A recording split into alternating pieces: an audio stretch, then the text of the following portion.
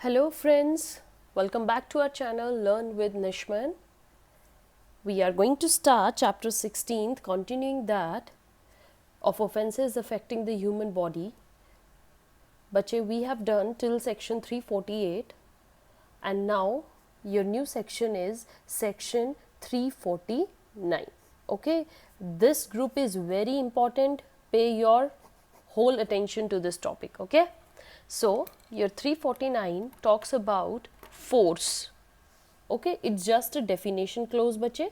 You should know what is the literal meaning of force, that is we are using in IPC. Okay, so force is basically which causes, right, which causes what, either motion, okay bache, then change of motion,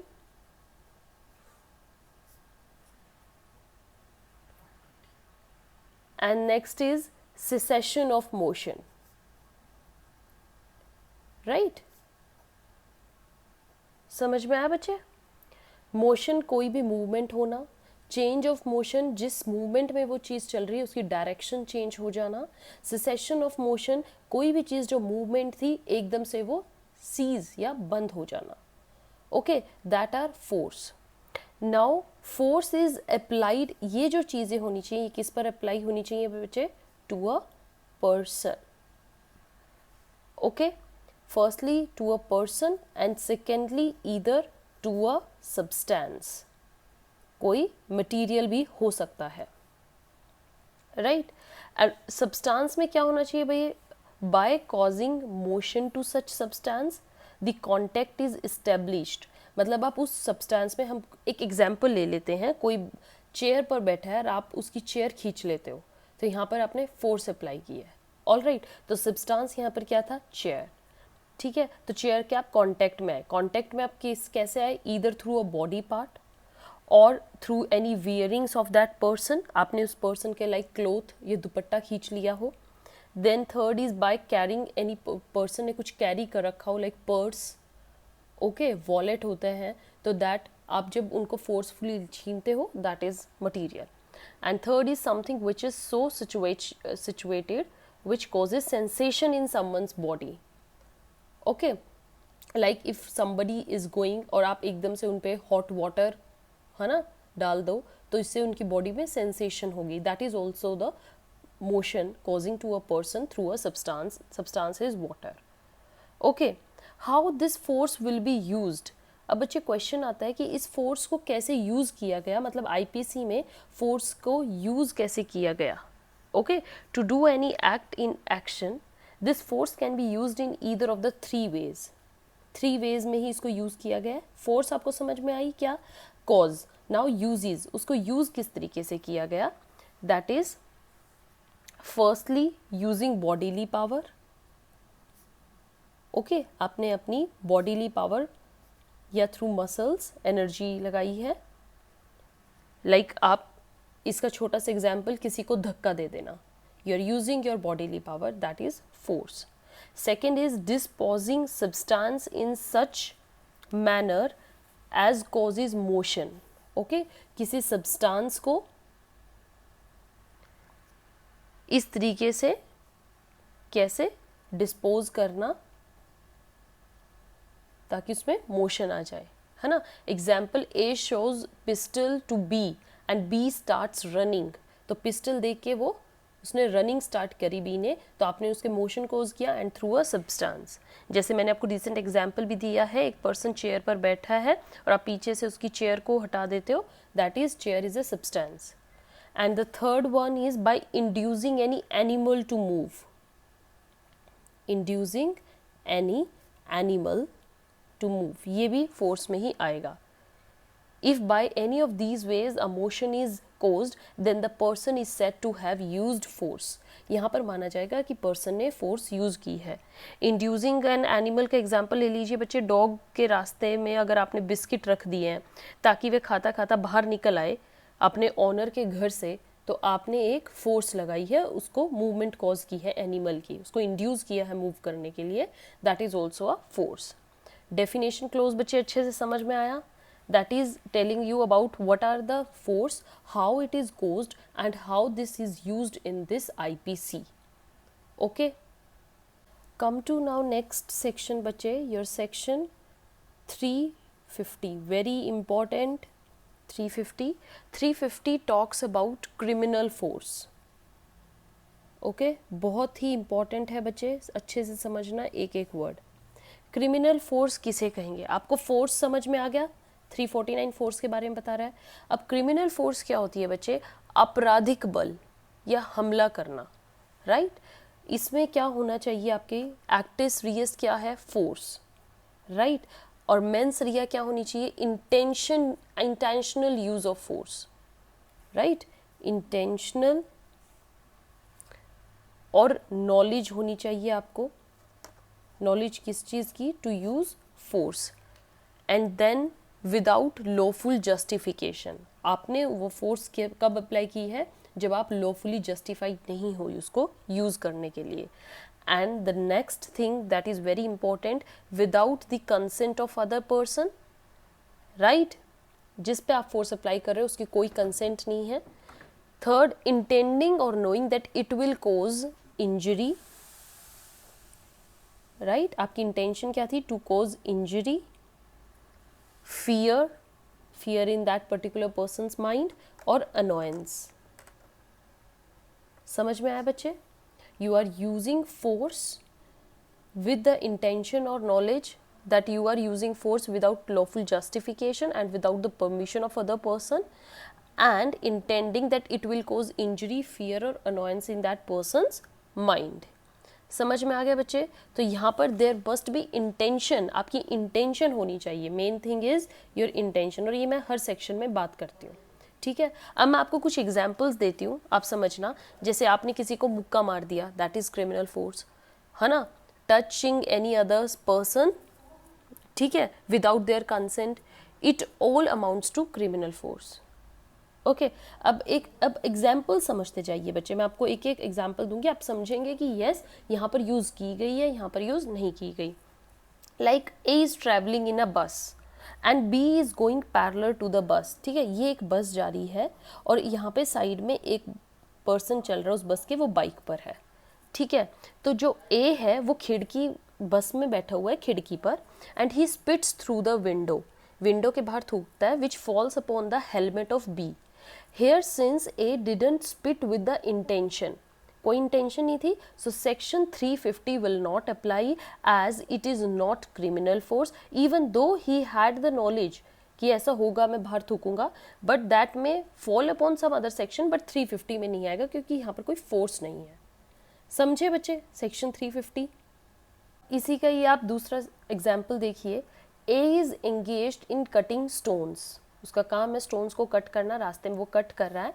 and a piece of stone falls on B going there from side of A. ठीक है, जा रहा था B और उसके एकदम से पत्थर का कोई पीस आके लगा. Here A didn't have the intention, right. यहाँ पर भी ए की कोई इंटेंशन नहीं थी to use such force, so it's not 350. It में अमाउंट ग्रीवियस हर्ट, हो सकता है उसको grievous hurt, but not section 350.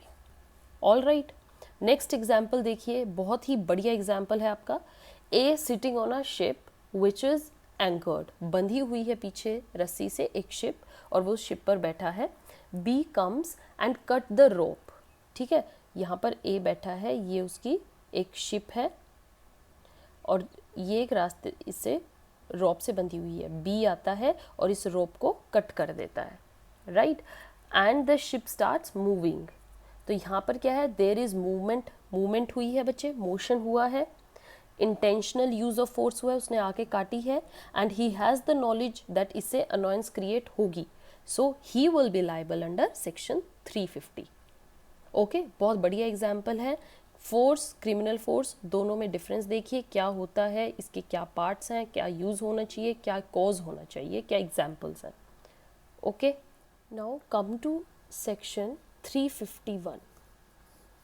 Okay बच्चे, it is also very important. This section talks about assault. Okay, assault क्या होता है बच्चे? किसी पर हमला करने का जेस्चर दिखाना. जैसे किसी को आप पंच दिखाते हैं, मुक्का दिखा देते हैं, लाइक दैट, है ना, सामने वाले को डर में डाल देते हो, वो एक जेस्चर दिखा के, that is assault. So basically यहाँ पर क्या है, मेंसरी आपकी इंटेंशन नॉलेज होनी चाहिए।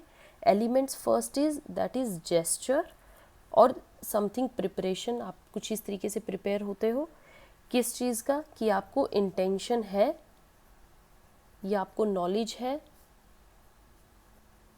Right. And the third thing कि एप्रीहेंशन कोज्ड, ये जो इंटेंशन नॉलेज, ये जो जेस्चर था क्या था कि apprehension caused that the force is about to be used। कहने का क्या मतलब है बच्चे, यहाँ पर इस तरीके से आप कोई जेस्चर या प्रिपरेशन करते हो कि आपको इंटेंशन है, पक्का नॉलेज है कि आपको ऐसा करने से जो नेक्स्ट पर्सन है उसको लगेगा कि अब उसके ऊपर क्रिमिनल फोर्स यूज़ होने वाली है। समझ में आया बच्चे? इससे ये लगता है जो सेक्स से मतलब नेक्स्ट पर्सन है उसको अब ये लगेगा कि आप अब फोर्स यूज़ करने वाले हो, आपकी इंटेंशन ये होनी चाहिए। ठीक है, मैं आपको एक एग्जांपल देती हूँ। Apprehension means it must be reasonable apprehension, the person must perceive, उसको फील होना चाहिए that is he is going to get hurt, उसके साथ अब कुछ गलत होगा।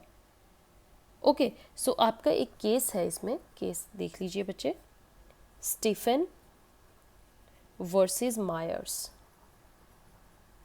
ओके, स्टीफन वर्सेस मायर्स में क्या था कि the defendant clenched the P's hand, उसने जाकर पी का हाथ पकड़ लिया जो डिफेंडेंट था, and said that he would throw him out of the chair, उसको बाहर निकाल देगा। तो ये क्या है, ये असॉल्ट माना गया था, आपने उसके माइंड में डर पैदा किया। अब इसी केस के अंदर क्या चीज़ है बच्चे, a verbal threat is not assault until the person to whom verbal threat is made reasonably assumes that other person is going to use force। जब तक आप वर्बली उसको धमकी देते रहते हो वो तब तक असॉल्ट नहीं मानी जाएगी जब तक कि दूसरे पर्सन को ये ना लगे कि हाँ ये सच में फोर्स यूज़ करेगा। Okay, the whole liability for this offence depends, देखो लाइबिलिटी कब डिपेंड करती है, on the fact that whether the apprehension of force was created in other persons mind, दूसरे पर्सन के माइंड में आपने इतना डर पैदा कर दिया है कि उसको लगे कि अब उसके ऊपर हर्ट या उसके ऊपर कोई फोर्स आने वाली है। Okay, that is assault. आपको मैं कुछ एग्जाम्पल्स दूंगी बच्चे, अच्छे समझिए। A is standing at a one side of the river, ये एक रिवर है, यहाँ पर ए खड़ा है, and makes a gesture with a stone, हाथ में स्टोन लेकर एक जेस्चर दिखाता है towards B standing on the other side of the, यहाँ पर बी है वो जो कि दूसरी साइड पर खड़ा है। So at a distance of 300 metres, this river is 300 metres wide.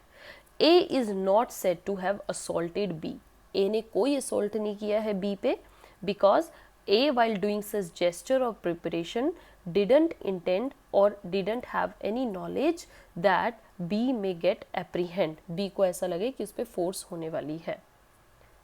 Okay, so the test is the person using the gesture or preparation।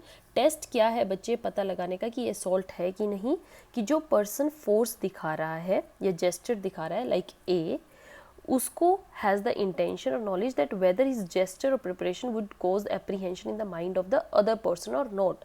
मतलब यहाँ पर टेस्ट ये है कि ए को लगना चाहिए कि उसके ऐसा करने से, उसके एक्ट से जो नेक्स्ट पर्सन है मतलब बी के माइंड में डर पैदा हुआ कि नहीं। यहाँ पर ए को लगा कि जस्ट मेरा ऐसे स्टोन दिखाने से बी के माइंड में कोई डर नहीं पैदा हुआ है, ठीक है, that is a normal situation, river is so wide, तो उसके माइंड में ऐसा कुछ नहीं था, दैट्स वाई ये असॉल्ट नहीं है। So what matters is the person making the gesture must have the intention that others person get apprehended और gets the fear of force, right. So the actus reus for section 351, अच्छे से सुनिए बच्चे, एक्टिस Reis for section 351 is not the causation of actual apprehension in the mind of the victim। यहाँ पर ये नहीं है कि दूसरे के माइंड में फियर पैदा करना ही है, no, rather it is the gesture or preparation made by the accused and the mens rea is the intention or knowledge of the accused that the person present may apprehend। मतलब सिर्फ इतना ही काफ़ी है कि जो पर्सन प्रेजेंट है उसको आपके असोल्ट से डर पैदा होता है कि नहीं, आपको ऐसा लगे, वो लगना ही असोल्ट है, वो इंटेंशन ही असोल्ट है। I hope I am clear. That's the very deep topic. Give a brief reading to this and now come to the next section. Your next section talks about section, that is section 352. okay बच्चे, 352 आपका बात करता है punishment for the assault और criminal force. Okay, criminal force otherwise then on grave provocation. Provocation नहीं है तो criminal force और असॉल्ट में क्या पनिशमेंट होगी? Punishment is up to 3 months. Okay, 3 months, right? Grave and sudden provocation shall mitigate the punishment. अगर provocation में आपने आके उसको दिखाया है तो इससे कोई फ़र्क नहीं पड़ेगा, वहाँ पर तो आपका ये एक्सक्यूज़ हो जाएगा. ठीक है, ये जो हमने 300 में एक्सेप्शंस करी थी ना मर्डर के केस में कि प्रोवोकेशन के टाइम पे अगर आप करते हो तो एक्सक्यूज़ हो जाता है, सेम वो यहाँ पर भी एक्सक्यूज़ हो जाएगा. विदाउट प्रोवोकेशन आपको 3 months लगेंगे. ठीक है, coming to section 353. Okay, 353 talks about assault और criminal force to deter public servant from discharge of his duty.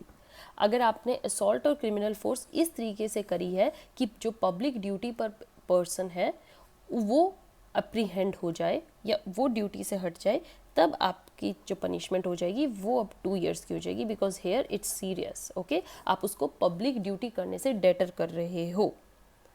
Okay, आपका एक बहुत बढ़िया केस है Bhupendra Singh versus state of Punjab. ध्यान से सुनिएगा बच्चे. Singh versus state of Punjab, जो कि केस था 1997 का. इसमें पब्लिक सर्वेंट से वोटिंग वाले पेपर छीन के फाड़ के फेंक दिए गए थे. राइट, 1997 का था. भूपेंद्र सिंह स्टेट ऑफ, तो जो ड्यूटी पर पर्सन था उससे वोटिंग के पेपर छीने थे. तो इस केस में क्या क्रिमिनल फोर्स लगाई गई थी. राइट, यहाँ पर क्रिमिनल फोर्स अप्लाई की गई और उसको सज़ा 2 years की मिली थी. Okay, this is your section 353. All right, so for now these sections are enough for your reading. Give them a brief reading.